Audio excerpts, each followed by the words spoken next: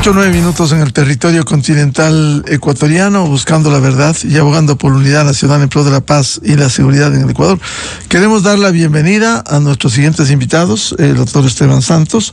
Él es abogado internacionalista, decano de la Facultad de Ciencias Jurídicas, Políticas y Relaciones Internacionales de la Universidad de los Hemisferios, y también el analista internacional Alan Catey, para hablar los desafíos que tiene el presidente Trump. Anoche escuchábamos el mensaje que dio en el Congreso, el primer mensaje como presidente de nuevo de los Estados Unidos, y antes, el viernes último, el mundo miró con preocupación la actuación del presidente Trump, cuando, según analistas internacionales, le hicieron una emboscada al presidente de Ucrania, Zelensky, y generó la protesta, al menos en Europa, de los jefes de Estado por la actuación del presidente Trump, que en el fondo habló incluso de responsabilizar al presidente de Ucrania de la Tercera Guerra Mundial. ¿Hacia dónde estamos yendo con estas políticas, con estas declaraciones, con estas actuaciones del presidente Donald Trump? Le pregunto al doctor Esteban Santos. Muy buen día. Gracias, querido Miguel. Muy buenos días, y mi saludo también a Alan. El día de ayer efectivamente me quedé también hasta pasada la medianoche a escuchar este primer mensaje a la nación, presentando a los funcionarios, familias, etcétera. Y creo que hubo una gran dosis de populismo a la cual los norteamericanos no estaban tan acostumbradas, lamentablemente en América Latina sí. Pero yo personalmente, Miguel, me quedo con tres ideas claras de lo que pasó y de lo que yo vi el día de ayer. La primera es que se acabó el águila de la libertad. Se acabó esta idea de que los Estados Unidos son los adalids de lo bueno en contra de lo malo, esta idea del tío Sam buscando las causas justas, y un poco lo que fue este mundo, este orden que gobernó pues la paz y la estabilidad del planeta 75 años después de la Segunda Guerra Mundial, cuando nace pues la Organización de las Naciones Unidas, o cuando cae el telón de hierro en los 90s. Creo que eso se acabó. Se acabó la idea de que los Estados Unidos son los protectores y sobre todo del policía bueno, comillas, del mundo. La segunda, Miguel, es que para mí quedó extremadamente claro que ahora estamos entrando en una época expansionista del imperio norteamericano. Y digo expansionista porque directamente le dijo Trump a su secretario de Estado, el señor Marco Rubio, tienes como obligación, como deber, recuperar el canal de Panamá. Y le dijo, Groenlandia, ya no de manera chistosa, será de los Estados Unidos, one way or the other, de una u otra forma. Entonces esto finalmente crea, en mi criterio, un tercer y último mensaje muy claro a sus socios, a quienes estuvieron acompañándole a los norteamericanos en esta lucha por la paz y estabilidad que es, pongámoslo así, Occidente, esta idea de que es la democracia, esta idea de que son los principios, la Carta de Naciones Unidas, los derechos humanos los que deberían prevalecer. Eso se acabó. Y hoy vemos que hay una Europa que, si bien estaba dividida, que si bien la extrema derecha está ganando mucho terreno, lograron hacer una cumbre de emergencia en un domingo en Londres, porque el señor Zelensky estaba en Londres, y después de lo que fue esa emboscada que tuvo en esta recepción, pues, de la cual fue finalmente expulsado en la Casa Blanca, los europeos se unieron. ¿Le tendieron una emboscada a Zelensky? Aquí viene la pregunta, ¿no? ¿Cuándo en la historia de los Estados Unidos un presidente no despide a su inventado? ¿Y cuándo en la historia, sobre todo, en la idea de estas preguntas en el Salón Oval, ¿no? De que vamos con la prensa a decir qué es lo que íbamos a hacer. Yo creo que había un Zelensky que estaba listo, y como lo puso en una carta, ¿no? Iba a ir a firmar un acuerdo. ¿El acuerdo para qué es? Yo te sigo ayudando en la medida en la que tú me entregues la mitad de todos tus recursos naturales. Entonces, como decía Miguel, ¿dónde está esta idea de los derechos humanos, la búsqueda del bien versus del mal, el cómo no puede haber estas agresiones internacionales que no tengan una respuesta, versus una visión netamente mercantilista? Entonces, decía que justo para mí el último pilar es ver cómo los socios europeos históricos, Alemania ya dice expresamente que no puede contar con los Estados Unidos como un socio fiable, como los franceses, los ingleses son los primeros en decir no podemos permitir que esto caiga, que esto pase, porque si no ayudamos a Ucrania, pues entonces el precedente que se dejaría es nefasto. Y concluyo, Miguel, con esta idea: no se puede en este momento, no se puede, porque los Estados Unidos siguen siendo y de largo el ejército mejor armado del planeta, pero así quisieran los europeos. Hoy por hoy la tecnología, el software sigue siendo norteamericano, entonces no podrían quedarse sin este pilar norteamericano. O sea, se depende de Estados Unidos. Absolutamente, y eso es lo que terminó diciéndole Trudeau de Canadá. Hoy hemos sido los mejores aliados 70 años, y usted nos apuñala en la espalda. Esto es lo que acaba de pasar ahora. Y entonces Canadá, somos un país, decía él, muy amigable, muy educado, muy polite, pero cuando tenemos que pelear así lo haremos. Y entonces empieza fíjese en cómo se levantaron los mercados. Yo veía antes de llegar aquí, Miguel, cómo estas agencias calificadoras del riesgo hace literalmente 40 días daban una proyección de crecimiento del 3.9% de la economía norteamericana, y hoy día se habla de tasas de decrecimiento del menos 2.9%. Entonces fíjese este sacudón que está haciendo. Todo por la política de Trump. Las políticas, las placas tectónicas, cómo se están moviendo. Entonces, aranceles a los europeos, a Canadá, a México y a China. Y del otro lado estamos viendo y conversando de cómo empezar a levantar las sanciones en contra del Kremlin. Ha sido inédito, al menos durante los últimos tiempos de la historia americana, el que se convoque a un jefe de Estado y le empiece tratando mal por la vestimenta, y luego, cuando había un acuerdo a firmar, quedó roto esto. Y me gusta cómo usted me ha escuchado decir, Miguel, que en mi mundo, en la diplomacia, las formas son el fondo, ¿no? Creo que cómo le respondió Zelensky fue chapeau a ese periodista que le trató de increpar. ¿Y usted por qué no viene interno? Le dijo, porque estoy en un país en guerra. Cuando mi país tenga paz, pues me pondré un costume, un terno como el suyo. Capaz uno más barato, pero uno mejor. En todo caso, que se entienda que yo vine aquí a hablar de temas de fondo y no quedarme en esto. Pero como usted muy bien lo dice, hasta en las formas intentó increparlo. Lo que a mí me parece increíble, como le digo, es que Vladimir Putin de seguro estaba pegándose los shots de vodka uno tras otro al ver cómo sus aliados, los supuestos enemigos occidentales, se dividen entre ellos, y cómo hay, por un lado, un Estados Unidos que le dice no más, y solo si es que hay intereses norteamericanos regresaremos a ver, pero a nosotros ya nos interesa esto. Y vamos a hablar de una riviera en la Franja de Gaza. Hay 2 millones de desplazados palestinos que tendrán que irse a Jordania, a Egipto. Eso es problema de ellos. Haremos ahí nuestra oasis. ¿Y qué va a pasar entonces con Ucrania? Y cómo está viendo China y cómo se frota las manos en torno al precedente que puede dejar con respecto a Taiwán. Entonces, por eso es que le digo, Miguel, que para mí las placas tectónicas están cambiando de tal forma en donde esta idea de la paz, de la estabilidad internacional a través de Naciones Unidas se acabó. Ya no hay más esta idea del Consejo de Seguridad, del Consejo de Derechos Humanos, del cual los Estados Unidos se salieron, o el Pacto Climático de París, o ni siquiera una Organización Mundial de la Salud. De todo esto se salió, porque ahora es el poder duro, el hard power. Eso es lo que se acabó. Y estas agencias de cooperación, como la USAID, básicamente desaparecieron. ¿A cargo de quién?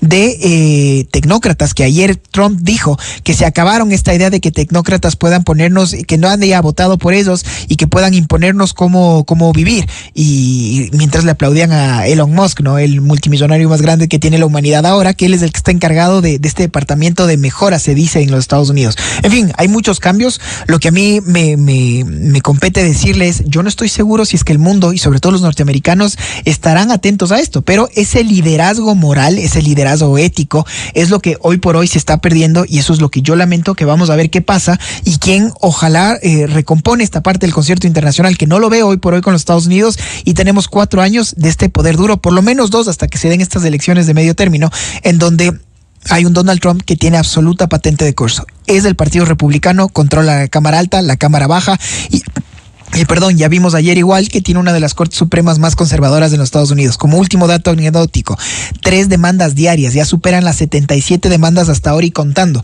Eso es lo que está viviendo el mandato de Donald Trump. Él ya está muy acostumbrado a los problemas judiciales, y básicamente lo que se viene es este reto a ver si es que este sistema de pesos y contrapesos, que yo en lo particular siempre he admirado de los norteamericanos, logra prevalecer a lo que es este cambio de parangón en el concierto internacional. Bienvenido al analista internacional Alan Catey. Alan, ¿cómo ha visto estos desafíos con las declaraciones y la política del presidente Trump, como ayer ampliamente en su informe al Congreso americano se expresó? Buen día. Buen día, Miguel, Esteban, buenos días, un gusto.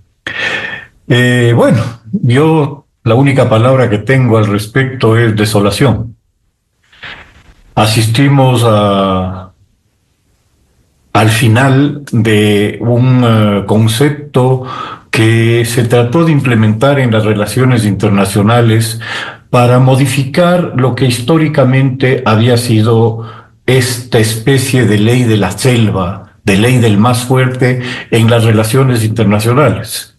Tras la Segunda Guerra Mundial se crean una serie de principios en Naciones Unidas y en otras instituciones, una serie de principios para tratar de regular de una manera racional las relaciones entre los estados en torno a conceptos como el respeto a la soberanía, el respeto a los tratados, a la intangibilidad de los tratados, y toda esta arquitectura que se levanta, que es una arquitectura que gira en torno a la razón, que gira en torno a principios de derecho, es la que en efecto ha sido desmantelada y no le veo visos de ningún tipo de solución ni arreglo.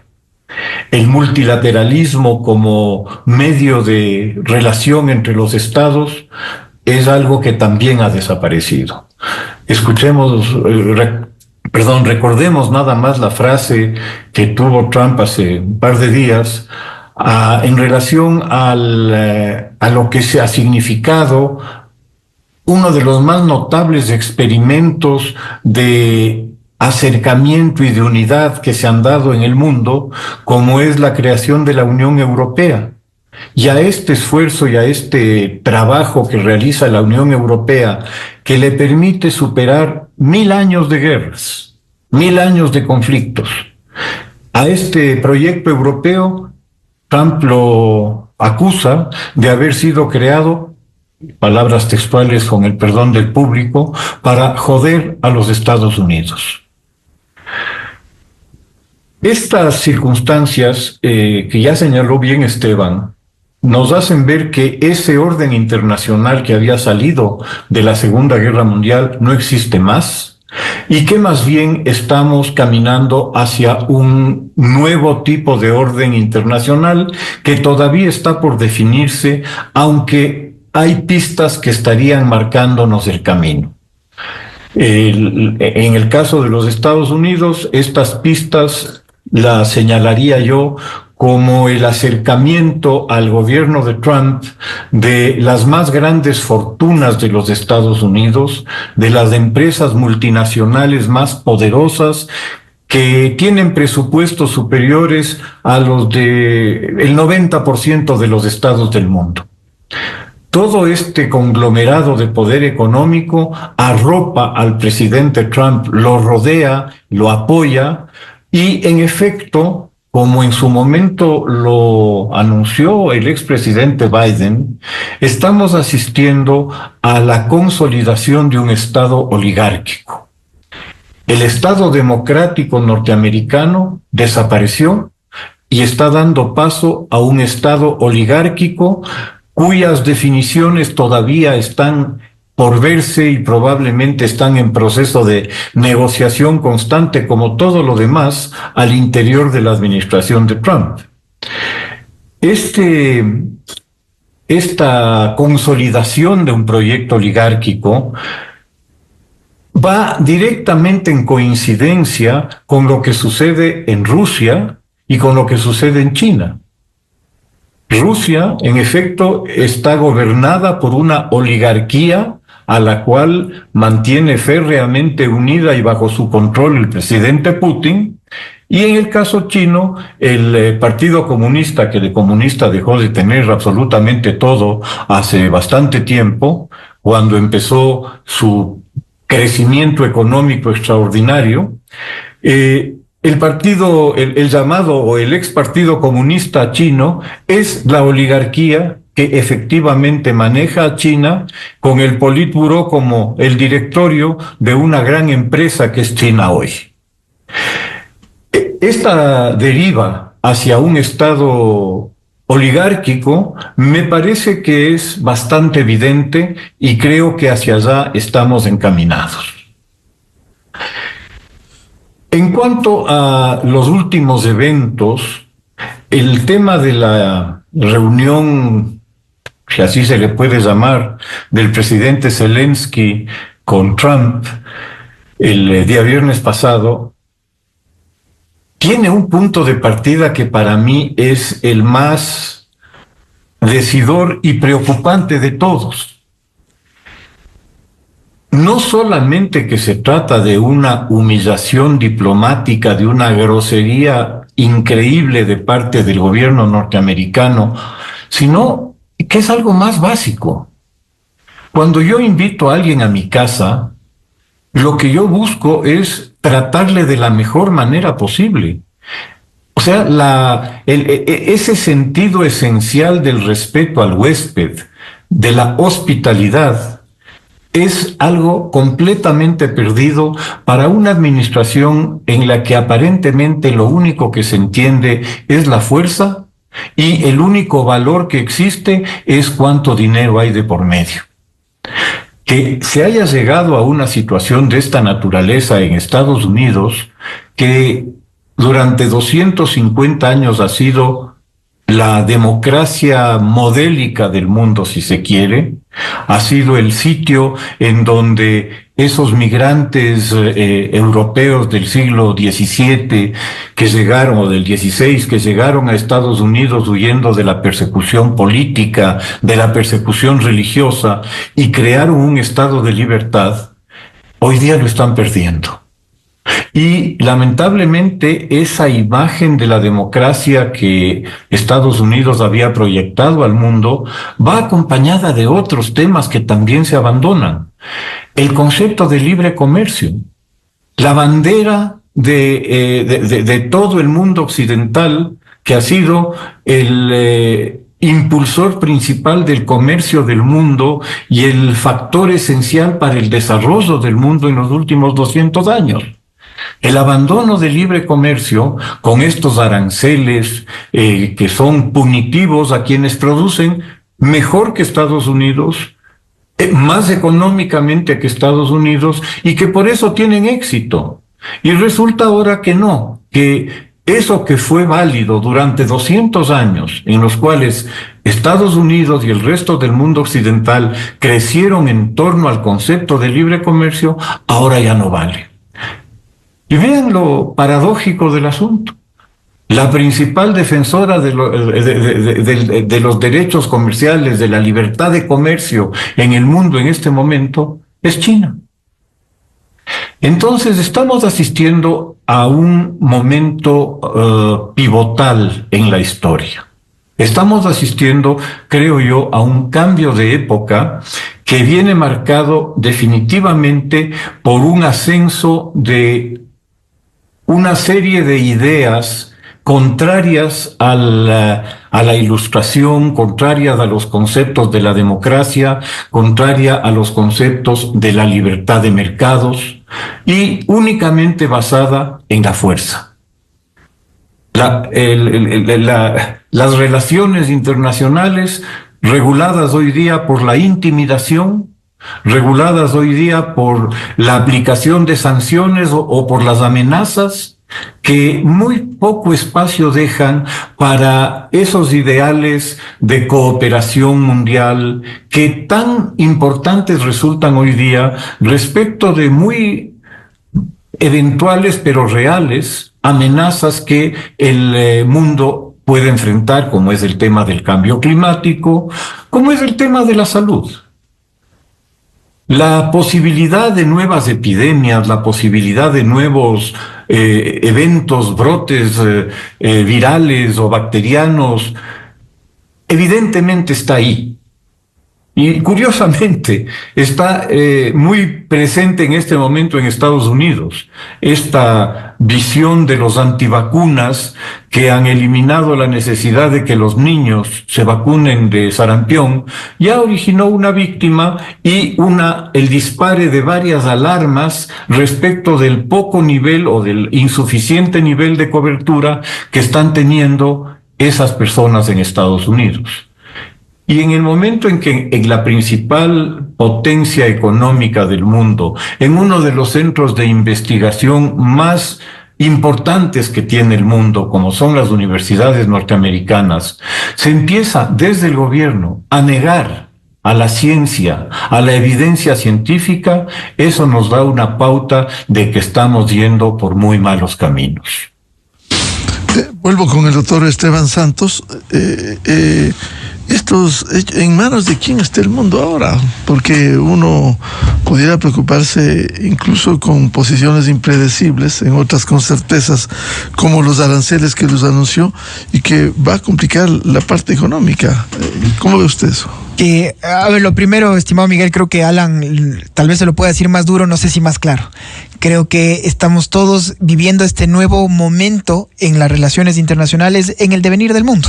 Entonces, tal vez para responderle justamente su pregunta, Miguel, con respecto a esta última parte de los aranceles, sobre todo a quienes nos escuchan, tal vez sea interesante que hacer una breve sinopsis de cómo hemos llegado aquí. Para mí hay 3 momentos. La primera, en las relaciones internacionales, insisto, cuando hubo un Richelieu que él hablaba de la raison d'État, la razón de Estado, y hasta ahí empezamos un primer paradigma de la lógica de cómo se debería tratar el mundo, a través de esta idea de no las posiciones, sino los intereses que puedan tener. Creo que el expresidente norteamericano, el señor Woodrow Wilson, fue el que finalmente le catapultó con esta idea y el principio del orden internacional, esta idea de tener organismos internacionales que sean los que puedan primar y los que puedan resolver los conflictos en un ambiente de paz en el panorama internacional. Pero al final creo que Miguel, quien ganó, fue nadie que no sea el precursor de esta corriente que es el realismo político. Y creo que es Otto von Bismarck el que gana al final cuando él habla de su idea de la Realpolitik. O sea, esto venía desde un Maquiavelo, desde lo que fue Henry Kissinger en su momento también, que la idea de la política como amoral, como no tiene nada que ver con, insisto, los sentimientos o las posiciones o los derechos humanos. Es simplemente la Realpolitik a través de una visión completamente amoral, y recalco esa parte de cómo se revisa el mundo.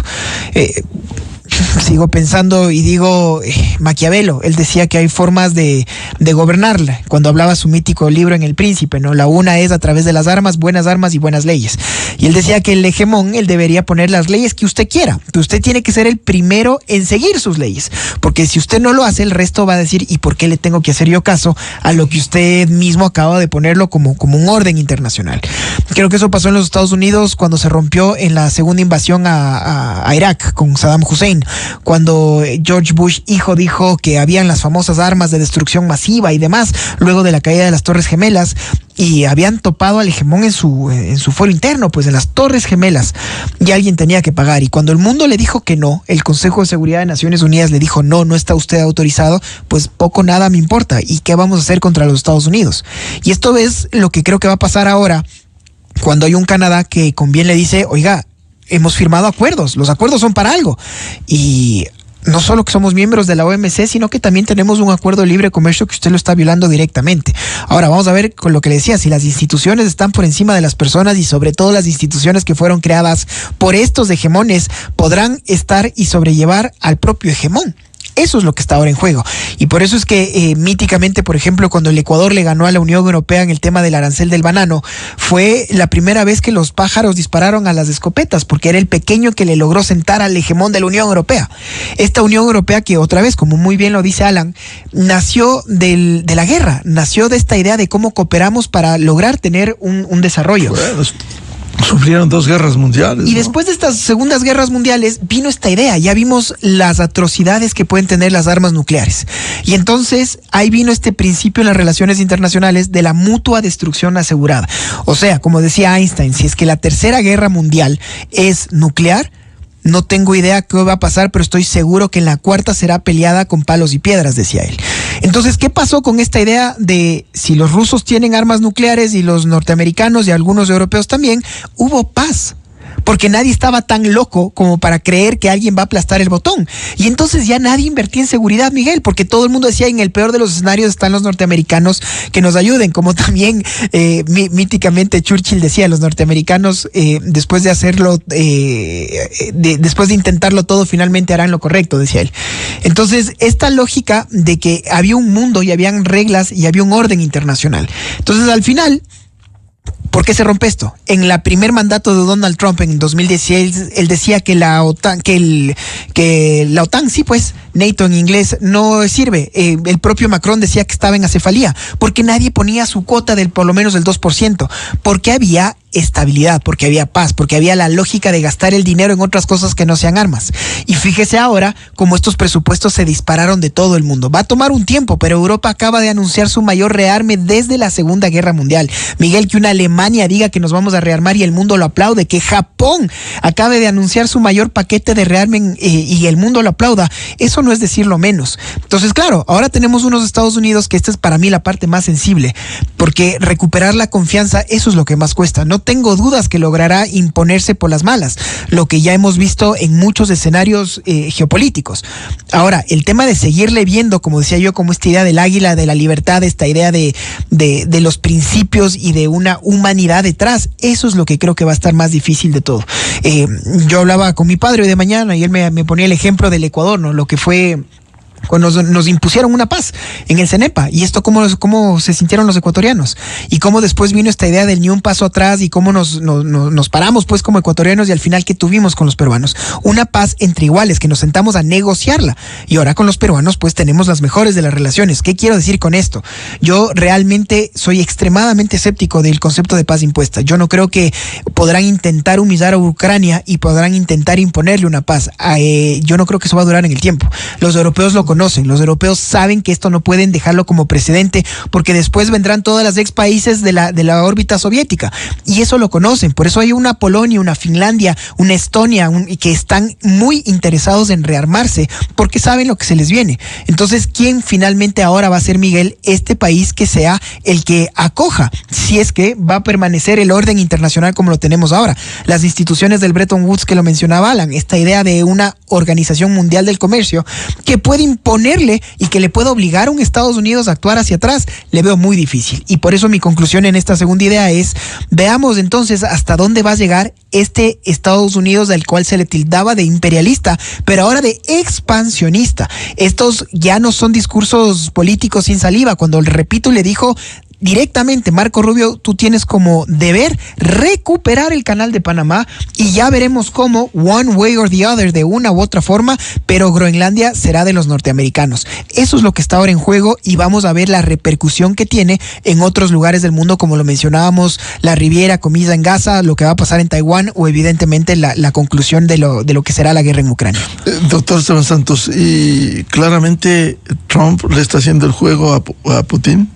A ver, aquí viene la pregunta, ¿no? Porque uno dice, sí, definitivamente parecería que a Trump le gusta llevarse bien con líderes autoritarios, y uno no se termina de entender cómo, por un lado, pausamos la ayuda a Ucrania como para obligarle a que firme una paz, y ahí uno diría, bueno, es que quiere firmar una paz, pero al mismo tiempo habla de levantar las sanciones a Rusia. Entonces, ¿qué? Estamos premiando esta actitud de que ha tomado el Kremlin como tal, y esta actitud de manera absolutamente unilateral. ¿Qué acaba de pasar en las últimas semanas, Miguel? Es que son solo 45 días en el mandato, pero ya tuvimos esta cumbre en Alemania, en Hamburgo, cuando el vicepresidente J.D. Vance llegó a decir de todo y básicamente a patear el tablero. Entonces, tenemos ahora un Estados Unidos, como lo hemos dicho, que ya no es el garante de la paz y de la seguridad internacional, que los europeos ya dicen, nosotros no podemos confiar en los norteamericanos, y eso ya se acabó. Le está haciendo el juego entonces a Rusia. Vamos a ver, porque mientras esto pasa, ¿quién, en mi criterio, ha sido la que ha lucrado de todo esto? Es la China, porque si es que los europeos no quieren comprar los recursos naturales no renovables, pues ahí ha estado la China, una China que sigue haciendo transacciones bancarias, y la China que está creciendo exponencialmente gracias a tener este tipo de commodities a precio reducido. Los propios países como los BRICS, India es un mejor ejemplo, que han mantenido esta suerte de neutralidad y han lucrado a río revuelto de estas sanciones, que lamentablemente no han tenido un efecto. Entonces, si las sanciones internacionales no tienen un efecto, si es que el principal ejército del planeta acaba de decir que ya no va a seguir ahí, y que inclusive quiere conversar directamente con Putin, dejando de lado a los europeos, porque se sienta a tener estas primeras reuniones en donde en una democracia no, nos vamos a las monarquías de Medio Oriente y ahí nos sentamos a conversar. Esos son los nuevos aliados. Entonces, esa es la nueva visión que queremos para la humanidad. Son preguntas que quedan abiertas, y que, claro, a alguien que le gustaría esta idea de los internacionalistas, nacemos por eso, porque creemos en un mundo globalizado, creemos en una idea en donde todos tengan voz y voto, que se nos pueda tildar de idealistas, y más ahora a la luz de la realpolitik, como lo hemos estado hablando, Miguel.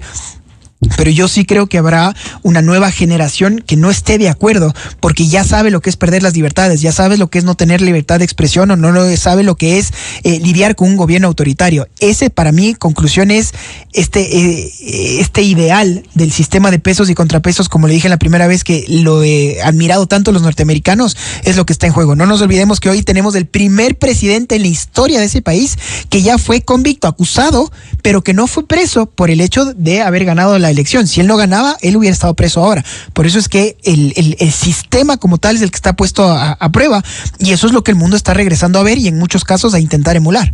Alan Catey, Estados Unidos, el presidente Trump le está haciendo el juego a Putin. ¿Y cómo queda la Unión Europea?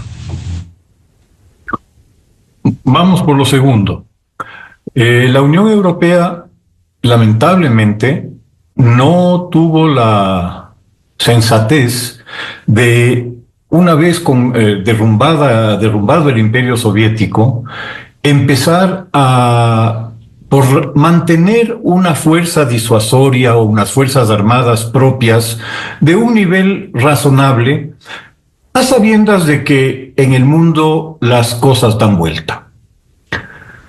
Y más todavía, después de que Putin llega al poder en el año 2000 y empieza la reconstrucción del ejército ruso, que había sido malamente derrotado y expulsado de Chechenia en el año 94, y que Putin poco a poco va repotenciando al ejército, lo va dotando de mejores equipos, con mejores sueldos para los soldados y demás, y finalmente recupera Chechenia en un baño de sangre.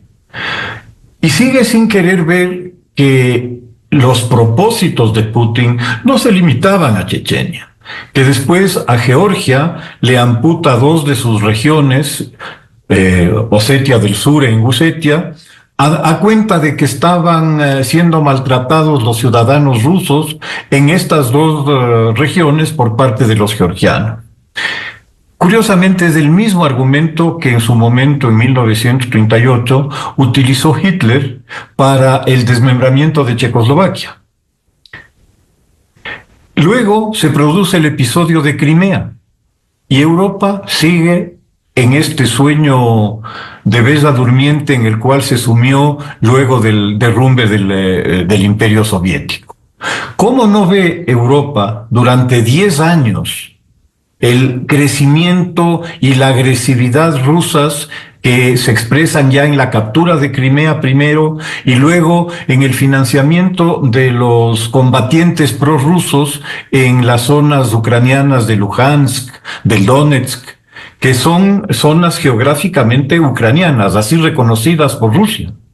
Rusia nunca discutió las fronteras de Ucrania luego de la separación de las repúblicas rusas tras el colapso soviético. En ese sentido, Europa es responsable en buena medida de esta actual angustia que vive y que efectivamente la hace tan dependiente del apoyo o de la buena voluntad de los Estados Unidos.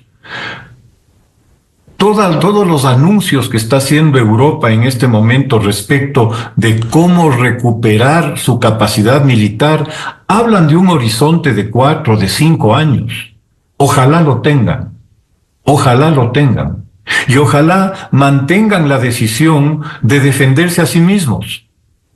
Eso está por verse y esta es una incógnita hacia el futuro. En cuanto a la postura de Trump, ha habido tantas críticas a Trump respecto de la traición a sus amigos, a sus aliados de tantos años, y esa es una visión incorrecta, falsa. Trump ha sido muy fiel a sus amigos, y entre ellos, sobre todo, a Putin. La cercanía de Trump con Putin no viene de ahora, viene desde su administración anterior. Putin es un personaje admirado por Trump, que lo ha calificado hasta de genio. Entonces estamos hablando, seamos realistas. No es que Trump se está peleando con sus aliados. Trump se está acercando cada vez más a sus aliados. Que esos aliados no sean necesariamente los aliados históricos de los Estados Unidos, eso es otra cosa. Pero evidentemente las cercanías de Trump y las simpatías de Trump están mucho más encaminadas hacia los líderes autoritarios, hacia ese liderazgo que no admite discusión ni duda y que probablemente él aspira para sí mismo. En esa medida, yo creo que hay que entender las cosas y leer las cosas con claridad. Trump está jugando un juego que anunció que jugaría con unos jugadores con los cuales anunció que lo jugaría, en contra de otros a los que también anunció que no iba a jugar con ellos. En cierta forma, nos está pasando lo que sucedió en Europa en los años 30, luego de que Hitler escribe Mi lucha. Cuando Hitler escribe Mi lucha, describe con bastante precisión cuáles son sus planes y cuáles son sus objetivos. Y nadie le tomó en serio, nadie lo consideró como algo válido, sino que asumieron que eran simplemente palabras. El hecho es que de esas palabras llegamos a los hechos, llegamos a la guerra, llegamos al holocausto, y el resultado fue ese. Y con Trump estamos viviendo una situación parecida. Una serie de temas que él anunció, que él ya fue enfático en señalar cuáles iban a ser sus aliados y cuáles iban a ser sus rivales, y que lo está cumpliendo. Es obvia la cercanía de Trump con Putin, pero no solo con Putin, sino con una nueva constelación de figuras políticas europeas que se están alineando en este mismo camino autoritario. Acabamos de ver cómo en las elecciones alemanas la AfD, que es un partido de extrema, logra una importante votación, logra una votación del 20%. Hemos visto que en Francia la extrema derecha francesa de la señora Le Pen obtiene un 38% del voto, y en Italia la señora Meloni gana la elección. Estamos asistiendo en efecto a un curso más o menos generalizado hacia el autoritarismo, hacia el hombre fuerte, y un poco ahí le tengo que discrepar con Esteban, lamentablemente, al tema de la libertad. El tema de la libertad, que en nuestra época fue un tema de mucha importancia y de mucha significación, es un tema que parecería hoy día no lo es tanto. Veamos nomás cómo en América Latina hay un altísimo porcentaje de la población que no valora el concepto de la democracia, que le es indiferente inclusive. Y el agravante es el control que ejercen en este momento las oligarquías de las que hablaba hace un momento sobre la información y sobre la construcción del relato. En el caso chino y en el caso ruso, la tradición autoritaria viene de lejos, de mucho tiempo atrás, y el relato ha estado en manos del Estado desde siempre. En el caso de los Estados Unidos, lo que estamos viendo es la apropiación de la información y del relato por parte de esta nueva oligarquía de grandes empresarios que son quienes han utilizado la tecnología, han capturado la tecnología para beneficiarse de ella a través de la difusión del relato que les convenga en su momento. Vuelvo con el doctor Esteban Santos. Haciendo historia por lo que han señalado, ¿acaso Estados Unidos y Rusia no lideraron con los aliados el triunfo en la Segunda Guerra Mundial en un momento diferente en el siglo pasado? Por un lado, y por otro, quería leer, va Estados Unidos queriendo someter a todos de esa manera como lo hizo con Zelensky. Alerta News 24, si le damos crédito, publicó ayer Ahora Zelensky, mi equipo y yo estamos preparados para trabajar bajo el fuerte liderazgo del presidente Trump para lograr una paz duradera. Es decir, ¿esto no se va traslocando? Creo que, Miguel, todos estamos aquí de acuerdo en este panel de que quien no conoce de historia está obligado a repetirla. Tanto se ha hablado de cómo cuando se cae el telón de hierro se disuelve la Unión Soviética, pero de los principales silos nucleares se quedaron en Ucrania. Y esto evidentemente no hubiera pasado si es que Ucrania hubiera mantenido sus armas nucleares. ¿Y por qué las entregó? Las entregó porque en su momento estaba su gran aliado, los Estados Unidos, que le dijeron, entre otras cosas, usted entregue esto, en lo que fue en 1990, que luego se concretó en el 94 con el conocido Memorándum de Budapest. Y la lógica era que usted entregue estas armas, y con esto el mundo sabía que había menos peligro supuestamente pues nuclear en más manos, y que la garantía de seguridad iba a estar ahí. Esta garantía que claramente no se llegó a dar. Y como muy bien lo decía Alan en su momento, ¿no? Claro, se toman en el 2014 toda una península de la de Crimea. ¿Y por qué? Porque estábamos teniendo en este momento, hay que entender el gráfico, el mapa en donde está Ucrania. Y entonces son estos países buffer de lo que está entre Occidente y lo que es el buffer, pues, insisto, con Rusia. Y cuando se tomaron en 2014 toda Crimea, ¿cuál fue la respuesta?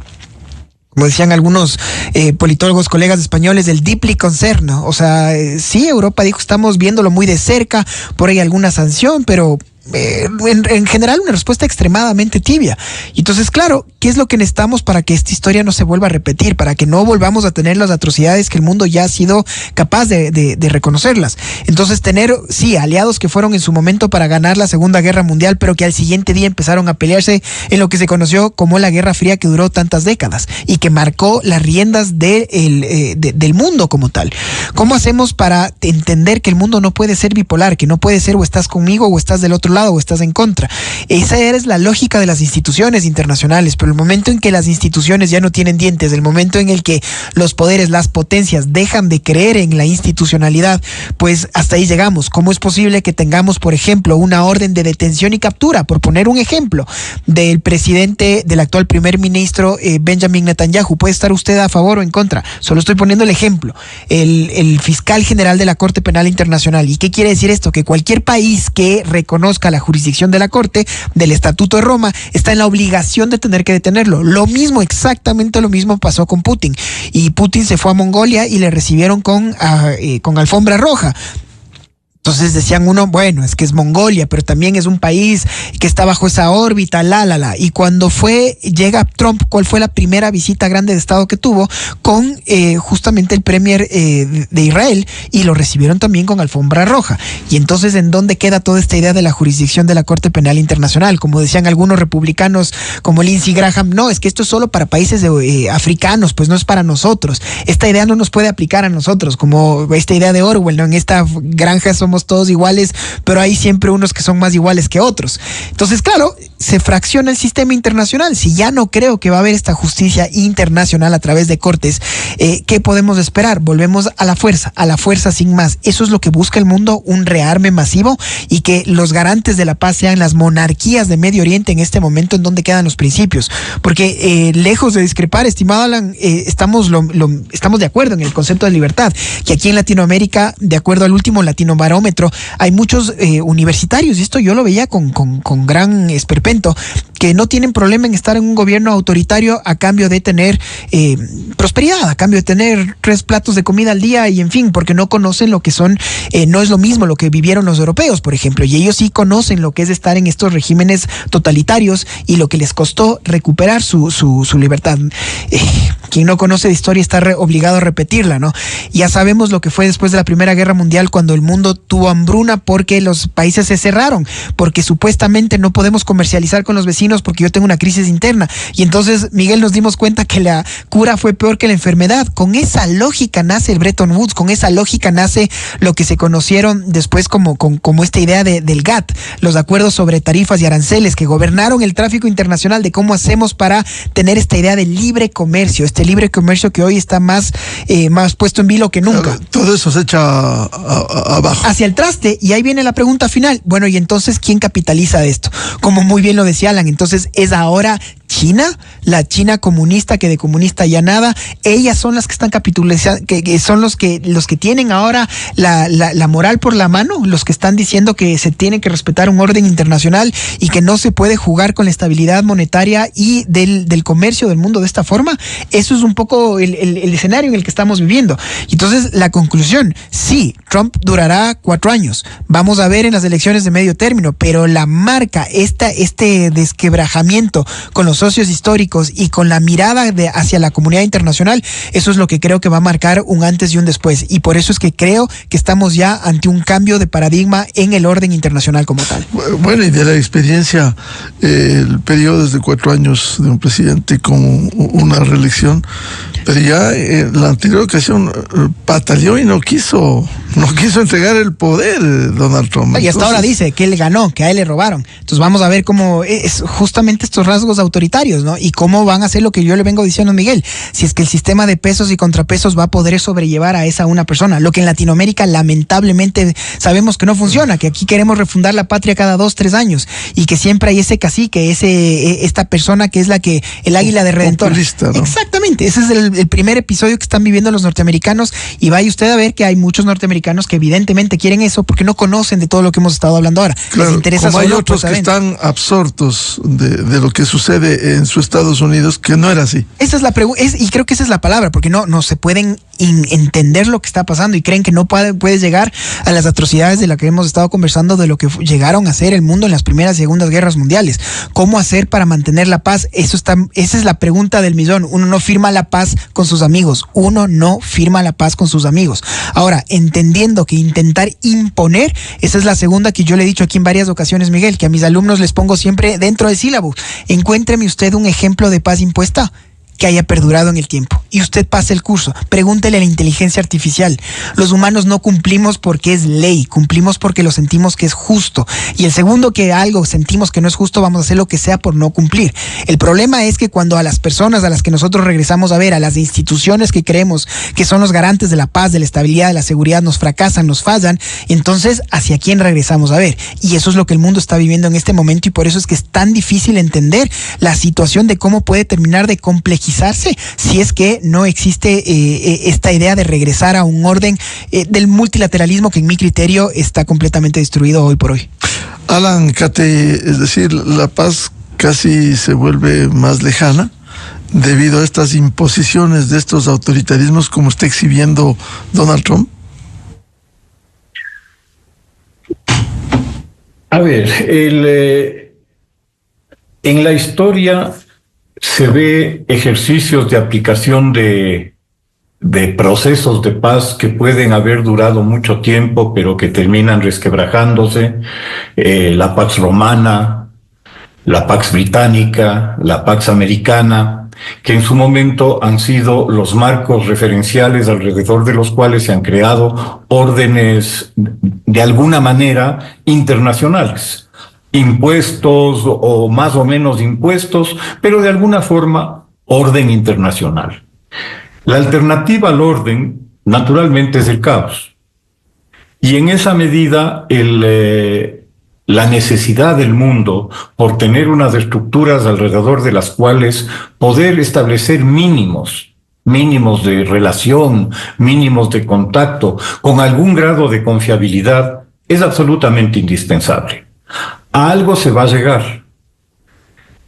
Como se están dando las cosas, yo me temo mucho que sea alrededor de este modelo oligárquico, que es el que está emergiendo de estas ruinas de lo que fueron los proyectos que se sembraron luego de la Segunda Guerra Mundial.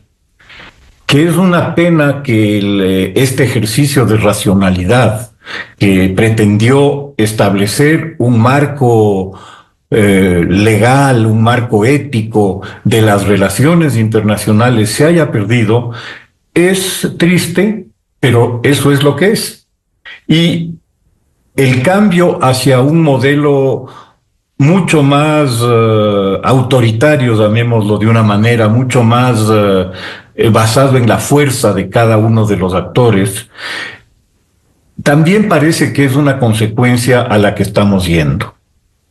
el proyecto democrático se desarmó por una serie de razones, porque no cabe ponernos a analizar aquí, porque sería demasiado largo, y ese proyecto democrático va a demorar muchísimo tiempo en volver a constituirse. Mi preocupación mayor pasa por este control de la información, por este monopolio que se está creando en torno a la información por parte de estados o por parte de empresas privadas que a través de la tecnología en este momento logran controlar de una manera altamente eficaz la mente de las personas, los deseos de las personas y un poco el camino que esas personas van a seguir.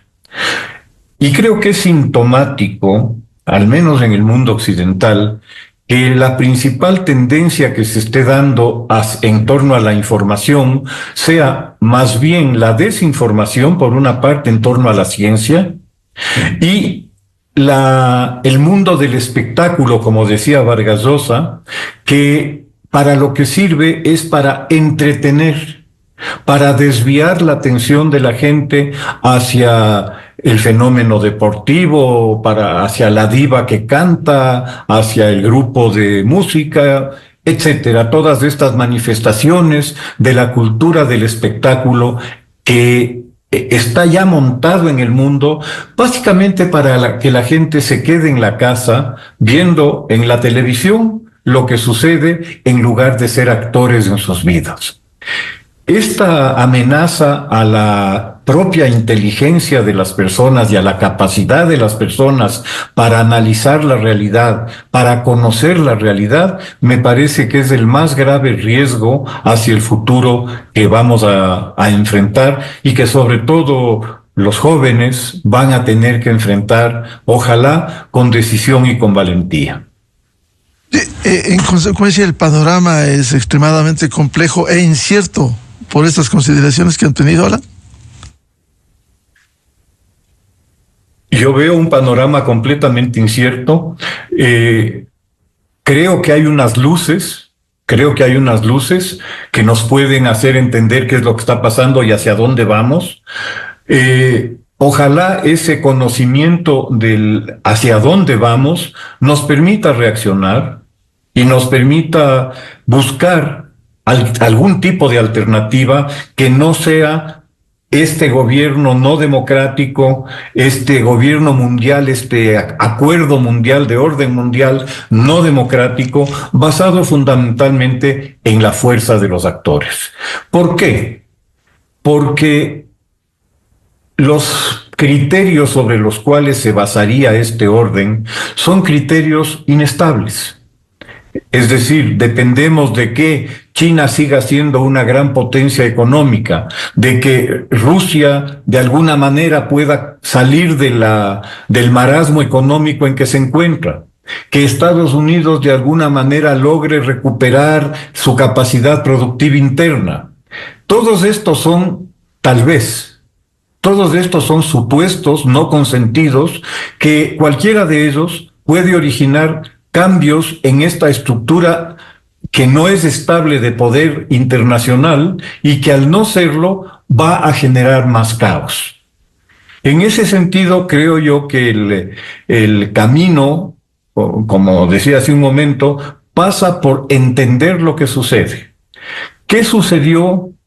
Y este es uno de los graves problemas que hoy día vivimos, luego de la caída del Imperio Soviético.